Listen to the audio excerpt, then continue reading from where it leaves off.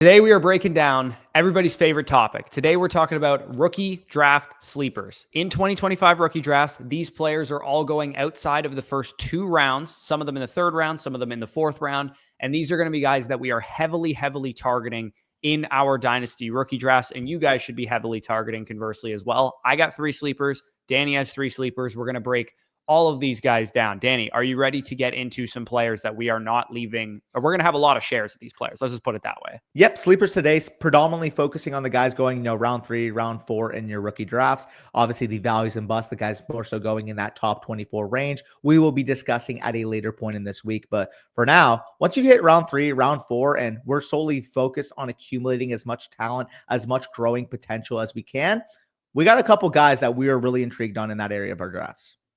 Yeah, and I'll get it kicked off fitting that we start this video with a Canadian. Elic Ayomanor, wide receiver now of the Tennessee Titans. He was a late 4th round pick to the Titans. He is currently going off the board 311 per keep trade cut. We have him collectively on the site, expert rankings at 401. Your boy is really weighing that one down because he is at 212 for me. So I have him ranked way higher than you and Mason and all the other guys on the site.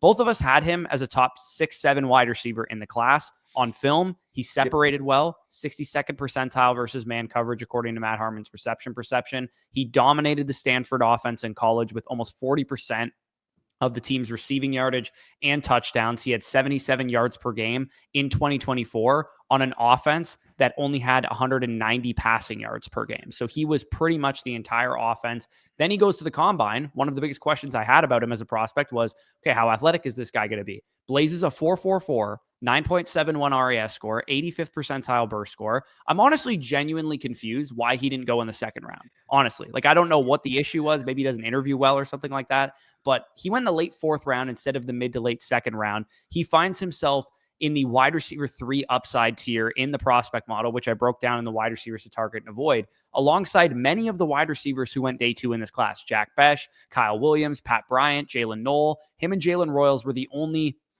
4th round guys that found themselves in a tier and a list of comps here that are all 2nd round players. Michael Thomas, Jalen Polk, Jaden Reed, Adonai Mitchell, all these guys were wide receiver 3 upside prospects, and all of them went on day 2. That just goes to show you that being that draft capital is a major input in the model, that Elic Ayomanor should have gone a lot higher than this. His best projection is a big slot receiver in the NFL. Yes. And the Titans have Brian Callahan, who used Tyler Boyd in that role for years. I think you could be getting a very solid wide receiver 3 plus producer in the 3rd round of your rookie drafts. I really like that comp too, being that Tyler Boyd for that Titans offense. With Elic Ayomanor, like you said, the size, 6'2", 206 pounds, still under 22 years old at the time we're recording this, 80th percentile speed score, 85th percentile burst score. Like you mentioned, he played that true X wide receiver role in college over at Stanford. No free, screen passes, drag routes to get him free yak opportunities. He had to win every single rep on the outside. On top of that, as we know with Stanford's quarterback situation, not the greatest to say the least. With Elic Ayomanor, you're getting a very, very strong hands catcher, a guy that will go across the middle of the field, that will come up with those tough catches. I don't understand how he went in the 4th round, to be perfectly clear. I think this is a guy that should have been a top 50 overall pick. At worst, even if teams were concerned about his injury concerns, this is a guy that should have, at the very minimum, been a top 75 overall selection. Like you said, lands with Tennessee, can instantly be that power slot to that offense. And I really do think he's a very, very good complement to what they already have with Calvin Ridley. Yeah, Calvin Ridley's older too. It's not like he's going to be around for a long time. Not to mention Cam Ward could be a stud. You never know. I think Cam Ward will probably have a prototypical ascension as a young quarterback. But what if he comes out year 1 and he's just a great quarterback and we all kind of misjudge how good he could be? The other thing about Elic Ayomanor that I want to point your attention to is, do you remember back in 2021, there was a prospect who suited a big slot role, who should have went in the 2nd round, who went in the 4th round. And if you look at this list, look at the analytics grades. Who had the highest analytics grade on this list? Who went in the 4th round? Amon-Ra St. Brown, who is the best comparable here for Elic Ayomanor, because he was a very good analytical prospect, not as much, film related and traits related stuff. And Elic Ayomanor being comp to Amon-Ra St. Brown in the model, to me, is good enough for me to take him in pretty much every 3rd round of my rookie drafts that I'm going to be in. Yeah, I have him a little bit lower than you comparatively, just because I know I can get him here. I have him at the 308, I believe my rankings, but 32 overall. So yeah, 308. And that's specifically, like you said, I don't really need to take him at the 2-3 turn. Once I'm in that mid portion of the third, and like you said, over on Keep Trade Cut, this guy's being valued at 311. Over on our expert rankings, this guy's being valued at the 401. If I can just get him a little bit before that, like you said, he's the type of profile like an Ayomanor St. Brown that can accumulate a ton of value. I'm not saying he's going to go out there and be Ayomanor St. Brown, but he was my wide receiver 6 in the class. I thought he was criminally underdrafted. Yeah, not to mention St. Brown, you had to draft in the mid-second in 2021. Yeah. You don't have to draft Elic Ayomanor there. And I have him ranked 212. Like you said, I don't really have to take him there. But if I got to at 302 and I have no other picks until the 407 or something, I'll take him. I don't care. I'll take him higher than where he's going. And if you need a wide receiver, for full transparency, my tier right now is between 24 and 32. So Alec's at the bottom of that tier at 32, but you could even make the case if you wanted to take him over the running backs in that range. Maybe you preferred the landing spot for immediate opportunity to a guy like Jalen Noel. I think that's reasonable. If you prefer him to like a Jalen Royals, I think that's fine as well. Maybe you don't need a tight end and you take him over Terrence Ferguson. Same thing with Mason Taylor. Like, I think it's a very fluid range, like I said, between what would that be, the 212 to the 308 in my rankings right now. Yeah. So the difference between you and I is that I just have him at the top of that tier essentially because I'm willing. I'll take him straight up over Mason Taylor. I don't care. I think he's a better prospect than Mason Taylor was. And wide receiver 3 upside prospects, a lot of them are going in the second round. Jack Besh, Kyle Williams, those type of guys. They hit top 24 value and production around 30% of the time, which is a pretty solid hit rate for a third round rookie pick when you think about 30%, 3 of the third round picks hitting top 24 production and value on the open market at this position. So I feel really good about Elic Ayomanor. He was my first sleeper. Who you got for your first one?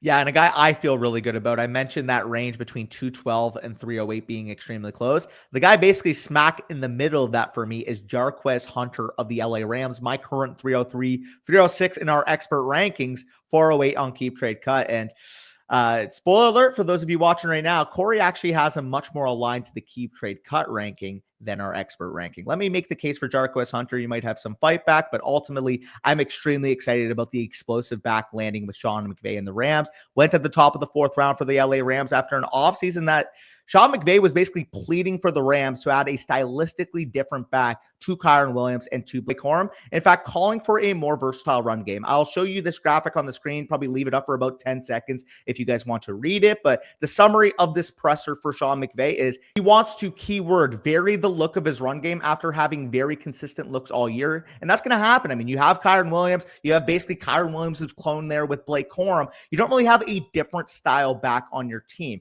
Enter now taking influence from Liam Cohen, seeing how the dynamic of your Tampa Bay Buccaneers last year worked between Rachaad White, your bigger back between the tackles back, Bucky Irving, more of your space back explosive player. I think Sean McVay was looking to add juice in his backfield. And as we can see from these tweets from both Football Insights and Dataroma, career explosive run rates from the 2025 running backs. Number 1 in this class was RJ Harvey going to the Denver Broncos. Number 2 in this class, Jarquez Hunter, 18.9% of his runs went over 10 yards this year. For reference, that's over Cam Scatterbu and Bashal Tootin, over Marcus Yarns, over Damian Martinez. And on top of that, when you compare that to his tackle breaking ability, one of the best tackle breakers in this class too. In terms of yards after contact per attempt, up there with guys like Bashal Tootin, Cam Scatterbu, Caleb Johnson in that top right quadrant. So when you're talking about Jarquez Hunter in terms of the archetype of back he is that exact space back, 4-4 juice added to a slow backfield.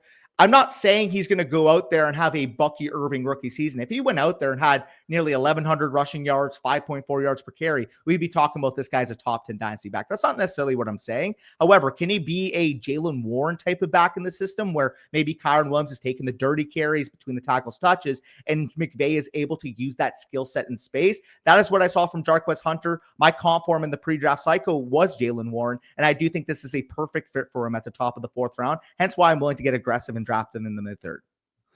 Yeah, I like the fit for sure. Like, I do think he's a great fit for the scheme. The thing that I'm worried about is like where the volume is going to come, because I think minus injury to the other 2 guys on the depth chart, I really don't see him working into like a major role. Again, he's maybe going to work into like an 8 to 10 touch role because McVay wants to use his run game a little bit more varied, like you said. And Corum is maybe going to be the one that takes the back seat because he's basically the direct handcuff to Kyren Williams as the early down guy. But the thing that I'm worried about, because we've done this a couple times, is we're kind of assuming, Kyren Williams a free agent after this year. Maybe they'll roll with Blake Corum and Jalen Warren going forward. Kyren Williams is only 24 years old, and there's a very good chance he's not going to cost that much on the open market. It wouldn't shock me if they brought back Kyren Williams, who, by the way, is one of the biggest workhorses in the NFL. Yeah, I just think personally, McVay probably saw that biggest workhorse in the NFL, realized that maybe we shouldn't make Kyren Williams one of the biggest workhorses in the NFL, and they had a stylistically different back. Because like I said, the overlapping in skill set between Corum and Kyren made it almost redundant for them to rotate Corum in. Now you have a different style, a different look that defenses have to respect to vary your run game, which was a clear improving point that McVay made all offseason. Yeah, I get that. My point is just he was in 2023, 78.4% opportunity share running back as the starter. And in 2024, after drafting a third-round running back and saying the exact same things, we don't want Kyren taking this much punishment, blah, blah, blah, he was second in the NFL in opportunity share with 82.8%. Actually went up this year. Different tone of the way he's approaching it this offseason. I think the specific note that we should take is the vary of the run look. And last year when they took Corum, you didn't vary your run look at all because he was just a Kyren 2.0. Yeah, I mean, frankly, my takeaway from this whole situation is that Kyren is undervalued. I'm more pro Kyren than I am pro Hunter in this situation. I think Hunter's a decent player. Maybe by year 2, year 3, he can be a functional guy. Very low end cost, like you said. I'm willing to take him in the mid 4th round where I kind of have him ranked. You're obviously a little bit higher than than I am.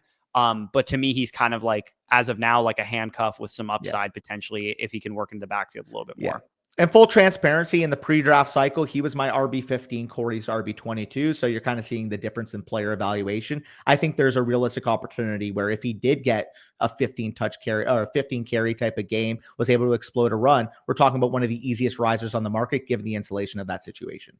Yeah, it's a good show for sure. And my next sleeper is actually kind of a similar situation. So it does kind of add up that I would be high on Hunter too. It was just mainly a difference between talent of this player versus the one that you just broke down. And that's DJ Giddens, running back now of the Indianapolis Colts. He was a 5th round pick to the Colts. He is 305 in our expert rankings. He is 401 on Keep Trade Cut. I think he's a very, very solid mid 3rd round pick at this point. I have him ranked at 303. You don't really have to take him quite that high in most drafts. The prospect himself was a top 11 graded running back for me. So I had him really high. Like I had him just ahead of RJ Harvey to give you guys an idea of how highly graded he was for me as a prospect. My comp for him was Rachaad White on film. As you can see on the screen there, the prospect model also likes Rachaad White as a pretty good comp for him. He's 6 foot, 212 pounds, ran really fast, 4.43, 9.78 RAS score, electric change of direction, excellent footwork. I graded him as a top 75 talent. I think he should have went at the end of the 3rd round, early in the 4th round.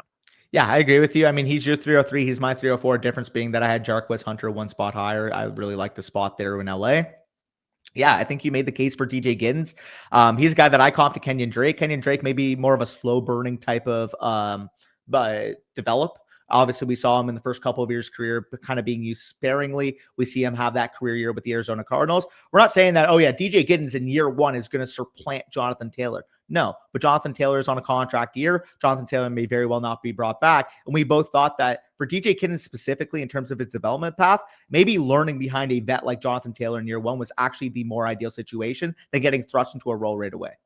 Yeah, because in addition to the excellent footwork, like I said, he was top 7 back in this class in elusive rating. He broke 15+ yard runs at a top 4 rate this year. He's been really productive for a couple of seasons. He's still very young, been a starter at Kansas State, competed with Deuce Vaughn, who was an NFL draft pick, 32+ targets the last 2 years. I think he's very fluid in the passing game, which is why Rachaad White was my comp for him. If he can put together the mental side of the game of playing running back, and again, he's only 21 years old, he can be the whole package, in my opinion. The issues on film for him were like instinctual, intellectual parts of the game, missing holes, cutbacks, bit impatient at time, missing blitz assignments and pass protection. If he can learn that stuff, and Jonathan Taylor, obviously a really good guy to learn from because he's got excellent vision. He knows when he sees a hole and he just hits it. Running back 2 upside prospects don't usually go in the 4th, 5th round like DJ Giddens did here. And they produce 57% of the time RB2 or better production. So if you're getting RB2 or better production out of a mid-third round rookie pick, that's how you get, a Tyrone Tracy type of hit from last year. Here are the best prospects drafted in round 5 or later. DJ Giddens' name is at the very top of this list. He is the best 5th round running back or later drafted since 2016, according to the prospect model. Aaron Jones, Marlon Mack, Jordan Howard, Chase Brown, some of the guys that are on this list here. So I feel really, really good about DJ Giddens. And I think the landing spot's underrated because the Colts have Jonathan Taylor for now, But DJ Giddens is immediately a high-end handcuff at the very least, just like Chase Brown was coming out replacing Joe Mixon. For a guy day one that has 1,400 touches in his career, is 26, 27 years old, had 1,000 touches in college under his belt as well, and has missed 32% of his games the last 3 seasons. And contractually, the Colts could be rebuilding after this year. If this Richardson, Daniel Jones thing doesn't go well, they're going to blow this thing up. Probably cut or trade Jonathan Taylor, who has absolutely no dead cap money after this season. They'll probably do the thing. Okay, Richardson didn't work out. Maybe Daniel Jones does work out or whatever the case is. Jonathan Taylor might be on a new team in 2026, in my opinion. If Daniel Jones is the one that works out on this team, they're not winning many football games. Let's get that straight. I think you made the case perfectly for DJ Giddens. Like you said, 9.8 RAS athlete. We've seen Zach Moss step in at times in the past when Jonathan Taylor missed time, had some very, very good productive weeks. I believe in 2023 was the year that happened prior to this past year. Yeah, sign me up. You're working with Shane Steichen. You're getting a really talented but raw back. I trust them to be able to develop him. But my number 2 sleeper in this class is a guy that also went in the 5th round, coming out of Syracuse. We have Oronde Gadsden Jr., tight end of the LA Chargers. I have him ranked as my 311 in my rankings. He's currently the 411 in the expert rankings and a UDFA over on Keep Trade Cut. So he very well could have qualified for the Taxi Squad video, but I really wanted to talk about him here. Top 5 consensus tight end for us at FSC. And while we'd assume, a Will Dissly or a Tyler Conklin will get the immediate work, immediate opportunity in front of him in LA, I very much think he's a very intriguing move tight end prospect. A guy who, if you just solely watched his highlights, his best moments, you'd come away thinking, oh my God, this is the next Darren Waller. The high end on his film is really, really high end. He's extremely fluid in the open field, very hard to affect at the catch point. You can see that wide receiver experience really at the tight end spot. And he has legit speed, 4.64 speed at 245 pounds to legit threaten the seam. While he is a predominant move tight end prospect, the other part to his profile is he also spent 44% of his snaps in line in 2024 at Syracuse. And there's a real possibility that Jim Harbaugh works with him, develops him into that critical target for the Chargers, given his track record at developing tight ends. If you look across Jim Harbaugh's career since his time at Stanford back in the late 2000s, Kobe Fleener between 2008 to 2010, Vernon Davis and Delaney Walker in San Francisco. 4 drafted tight ends. So he was at Michigan between 2015 and 2024.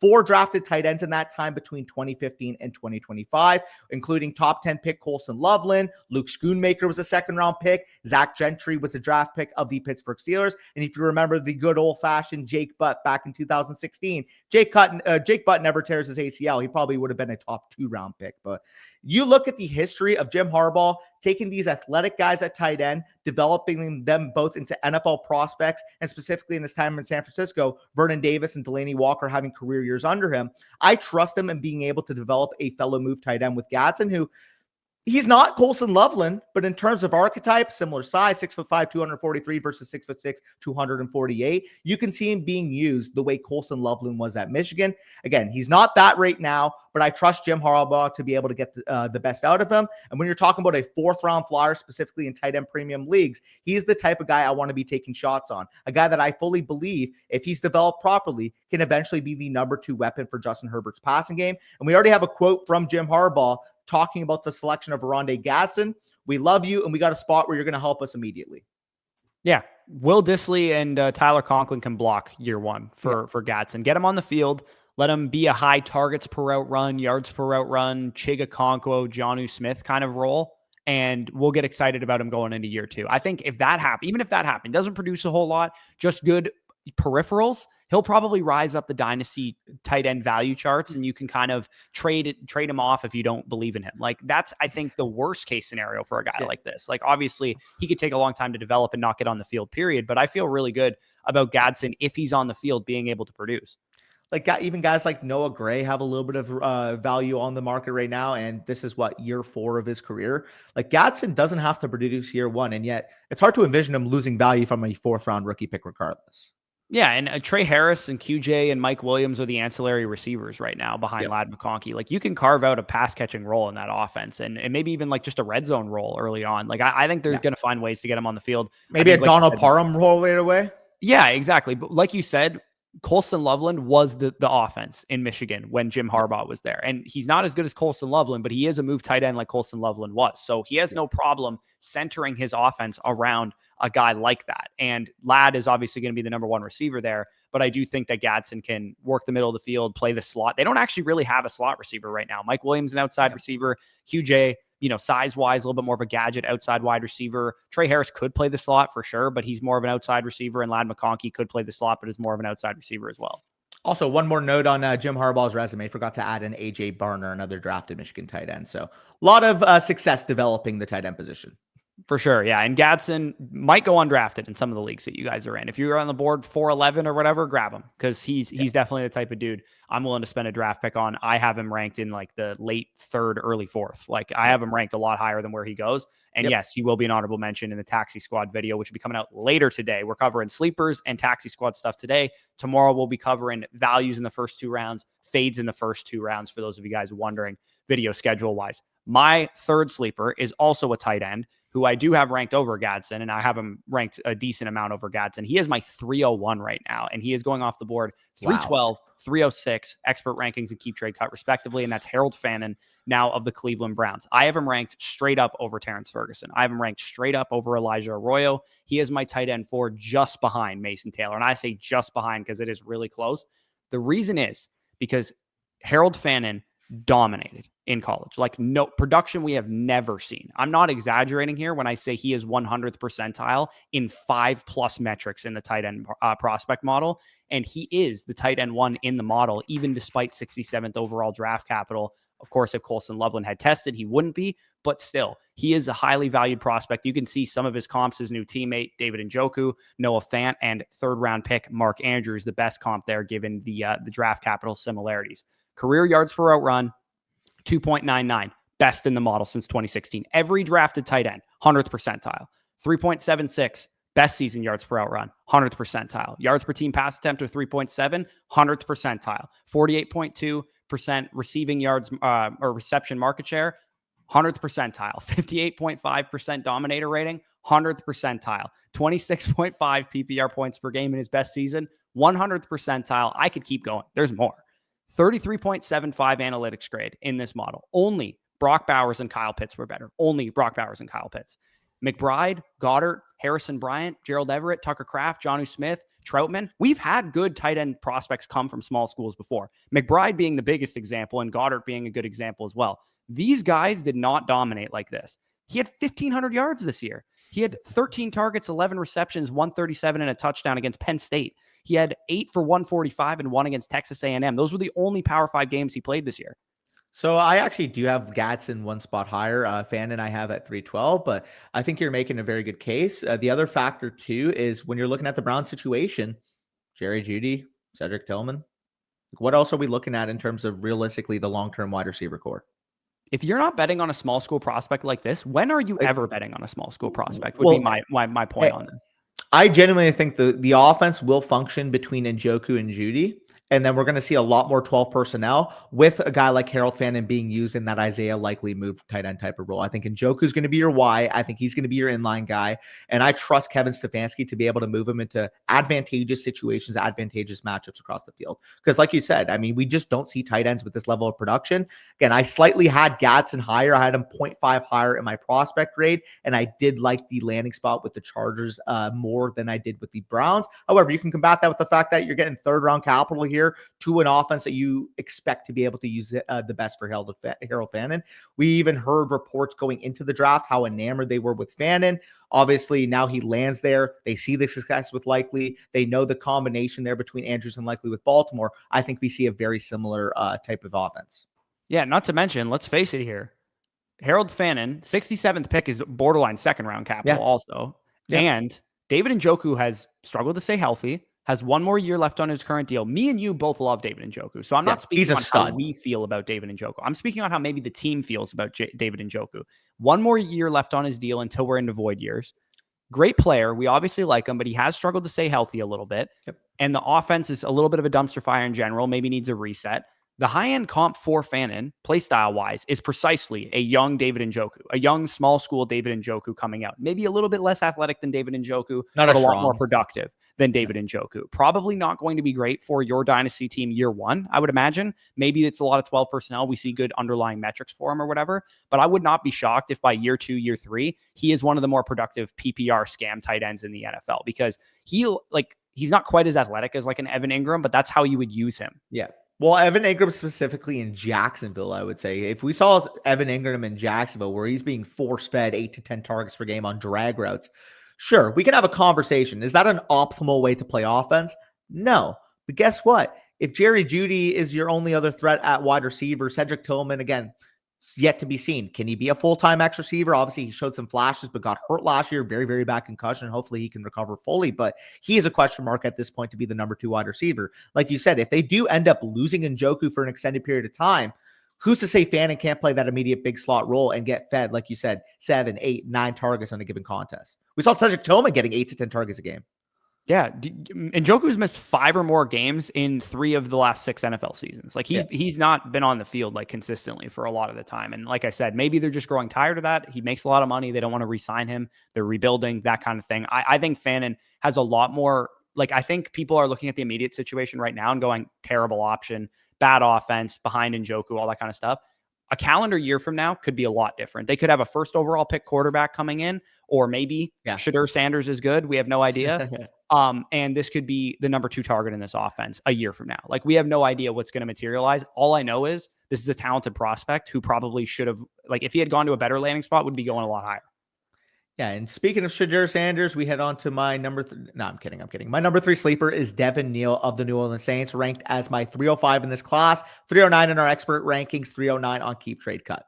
This is very short of a case what I'm going to make for Devin Neal. It's pretty simple to me. Alvin Kamara, old running back, about to be 30 years old, 2,116 career touches under his belt. Corey, I'll let you make a reference to just how disadvantageous that is for older running backs to have over 2,000 career touches. Yeah, I mean, I'm going to stop doubting Alvin Kamara's ability to continue to play well, despite having as many touches as he has. But generally, running backs who are future Hall of Famers fall off around 2,000. So the fact that if you think Kamara is about that good, he should probably fall off very soon. And normal multi-time RB1s fall off around 1,500. So he's already well in the, void years himself. And the decline in his efficiency has already showed, like, especially as a runner. I think the receiving aspect is still there in his game, but specifically as a between the tackles runner, we're no longer in the 5.5, 5.7 yards per carry Kamara days. No, we're in the 3.8, 3.9 yards per carry days. They have been sorely missing a breather back for Alvin Kamara for the last 4 years. They tried to bring in Jamal Williams in free agency. Big-time free agent bust, never really was efficient in his time with New Orleans. They tried to give it to Kendra Miller, who never really earned the trust of the coaches. Devin Neal, we both evaluated as a very solid back all around. Legit workhorse size, the ball carry move skill set that he has. He moves like a smaller back despite being close to 215, 220 pounds. The issue for him is that 4.58 40. People might view him as, a jack of all trades, master of none skill set as to why he would have fallen to the 6th round. But I think he is the perfect complement to Kamara in this backfield. I can see him immediately taking those dirty carries between the tackles, maybe chipping in on the goal line, with Kamara taking more of a space element to this backfield. And on top of that, Alvin Kamara has missed 7 games in the last 2 years. Neal has the type of all-around skill set, in my opinion, plus the production in college to take on a workload, 15-touch, 18-touch workload in lieu of a Kamara injury. A guy that you comp to Javonte Williams, a guy that I personally comp to Jay Ajayi. I truly do believe if Neal is able to earn work in this backfield, he could be one of the biggest risers in this class. There's really not much he does on the football field that is a negative.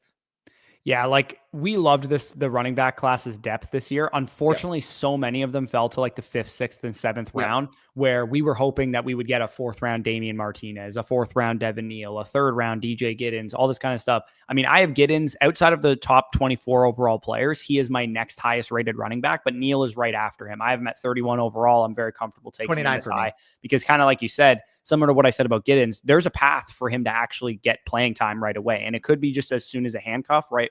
Year 1, but by year 2, year 3, he could definitely be more than that. Alvin Kamara turns 30 in July. Like, he's an old back, and he has a lot of touches under his belt. And it wouldn't shock me even if he's not washed and they, don't use him, get rid of him, whatever, like, he might just not nearly have as much utility on the ground as he ever has. Because, like, Alvin Kamara in his career has never rushed for more than 950 yards. Last year was his career high in rushing yards. which is pretty wild when you contextualize it. And on top of that, like we were talking about with the efficiency, Kamara in his first 4 years of his career, 6.1 yards per carry, 4.6, 4.75 yards per carry. In his last 4 years in his career, 3.7, 4.0, 3.9, 4.2. So we're talking about a guy that, yeah, like he's been able to carry a big workload. He's been able to prove himself as a 3-down back, but maybe trimming some of that fat in his between the tackles carries is exactly why they take Devin Neal. He just simply isn't as efficient as he used to be.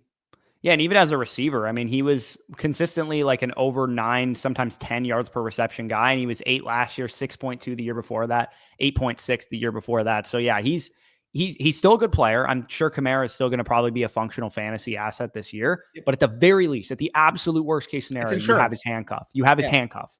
And Kendre Miller, like, he might not make the team, like, legitimately. Like, he might not make the final 53. So if you're worried, oh, Kendre Miller was a 3rd-round pick and Devin Neal is a 6th-round pick, it's like this regime drafted Devin Neal. This regime did not draft Kendre Miller. It's a new coaching staff. It's going to be probably a whole new, situation there in New Orleans. They drafted a 2nd-round quarterback. They have Spencer Rattler, too. We don't know what's going on with Derek Carr. This offense is not really great, but if you give me, like, 15 to 20 touches out of Devin Neal in a 4 or 5 game stretch, he's going to be one of the better waiver pickups in redraft throughout the year. And maybe he's good enough and he shows himself enough, because both of us thought that Devin Neal was a top 10 to 12 back in this class to be their future starter. And they want to, hey, we're a rebuilding team. A 6th-round running back on a rookie contract sounds great to us right now, because we need to rebuild our trenches. We need to rebuild our defensive line. They've invested in their offensive line the last couple of years, which is good for all of the running backs as well. So yeah, this makes perfect sense to me. Don't go crazy or don't take him in the 2nd round or anything, but early to mid 3rd, I think, is the earliest I can get there with him. Yeah. And at worst, let's just say there is a scenario Kamara missed 2 games. You don't think you can move Neal plus a 3rd into a 2026 too? At the very minimum, you can get an instant value gain the minute that Kamara misses a game. Yeah, and like I said, that week in redraft, we're probably going to have him ranked as like a top 24 back. Yep, absolutely. Yeah, that's just how the running back position works, especially when you were literally the 10th best running back or the 11th best running back in the class for Devin Neal. That was pretty much the case for both of us. So feel really good about him as well. Any honorable mentions? You did kind of briefly, like, satirically mention Shedeur Sanders, but for what it's worth, like, mid 3rd round, like, you need a quarterback for your roster. He could start. Like, he was at least a 2nd round or better talent in the class. The question is he, a good enough teammate? Is this going to be a chip on his shoulder, motivate him to work harder? We have no idea. But if you want to take a shot on Shedeur Sanders in the mid 3rd round because you need a quarterback 3 or something, I'm totally cool with it. And I actually would probably encourage you to do so. It's a crowded situation right now with Pickett, with Gabriel, who they drafted higher, and with Joe Flacco. But I do think Shedeur Sanders is a good shout. And so is Tory Horton, who nearly made my list. He just missed the cut, who I presume fell for medical reasons to the 5th round and was a top 13 receiver, I believe, for me in the class. And Seattle has Cooper Kupp, who's pretty much washed, and JSN, and nothing else. Yeah, and my 2 guys would be Taj Brooks going to the Cincinnati Bengals. We saw last year the dynamic that they wanted between a bigger back with Zach Moss, smaller back, space back with Chase Brown. Taj Brooks fits the mode of a bigger back. We've already heard reports with the recovery from injury for Zach Moss. He was contemplating retirement. Do believe that he's coming back, but not really a good sign just how bad of an injury he suffered at the end of last year. Taj Brooks was very productive, handled the big workload in college, has 220 plus pounds of size, can see him potentially developing into that eventual Zach Moss replacement. And then if we're throwing another name here, I'll say Jaden Blue. I like Damien. Jaden Blue is going in the 2nd round sometimes. Okay, so he didn't make the list mainly because sometimes he goes in the 2nd round. The one I was going to say was Damian Martinez, just because he's a good player. That's pretty much it. We thought he was a top 10 back in the class. He fell to the 7th round. Obviously, Kenneth Walker and Charbonnet are ahead of him on the depth chart, but Walker's a free agent after this year. Charbonnet a free agent after next year. It's very possible that Damian Martinez becomes at least, let's say, Charbonnet's handcuff by year 2, and maybe more than that, because I do think he's just a really good back. Yeah, and another back that I'm sure that the public's going to like a lot would be a guy like Brashard Smith. Really depends where he goes. If the public moves him up to the 3rd round, I think that's a little rich for my blood. A 7th round running back in a situation that I still trust Pacheco, Hunt, Elijah Mitchell immediately in. But if he's a 4th round back, you may as well take the stab. Very, very good landing spot, good pass catching acumen, can potentially be a Nyheim Hines to an offense that has really utilized a receiving back in the past.